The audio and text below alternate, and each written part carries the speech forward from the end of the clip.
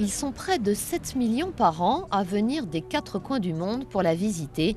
Impossible de passer par Paris sans venir ici. C'est le monument le plus fascinant, je l'aime beaucoup. J'aime son architecture, c'est étonnant. C'est un symbole, c'est incroyable. C'est pas très pratique, mais c'est beau. Prise d'assaut par les touristes, la Tour Eiffel se mérite. Il faut faire la queue au guichet, faire la queue aux ascenseurs et supporter la foule. Mais son emplacement privilégié lui donne un atout de taille. Elle offre un panorama fantastique. On a la ville de Paris à ses pieds. Finalement, quand on est dans la Tour Eiffel, on est tous un peu propriétaires de Paris. 4 piliers, plus de 7000 tonnes de charpente métallique, 2,5 millions de rivets. La Tour Eiffel, du nom de son géniteur, est depuis longtemps inscrite dans le paysage parisien. Mais c'est connu, il y a 120 ans, Gustave Eiffel n'a pas reçu un accueil favorable malgré la prouesse technique de son projet. Une exposition photo qui se tient durant l'été au premier étage retrace cette épopée.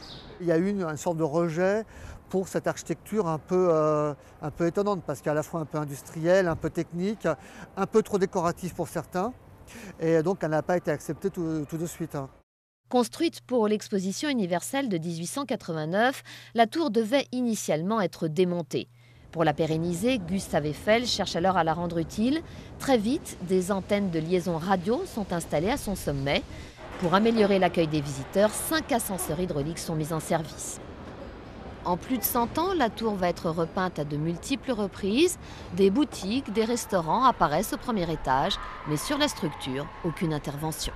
Tous les plus grands ingénieurs, les plus grands calculateurs, avec à disposition les ordinateurs d'aujourd'hui, nous disent qu'il n'y aurait pas un boulon à retirer ou un autre à rajouter. C'est-à-dire que les calculs de l'époque, avec les moyens de l'époque, sont justes. Et ils permettent à cette Tour Eiffel d'accueillir beaucoup plus de visiteurs, avec une jauge de 5000 visiteurs en même temps. Au moment où je vous parle, il y a 5000 visiteurs. Gustave Eiffel disait « La tour sera le plus haut édifice qu'aient jamais élevé les hommes ». Elle a dominé le monde jusque dans les années 30 où New York l'a rattrapée. Aujourd'hui, elle reste le symbole de Paris, de la France et même de l'Europe. Mesdames et messieurs, le 2e étage, vous devez changer d'ascenseur pour aller jusqu'au 3e.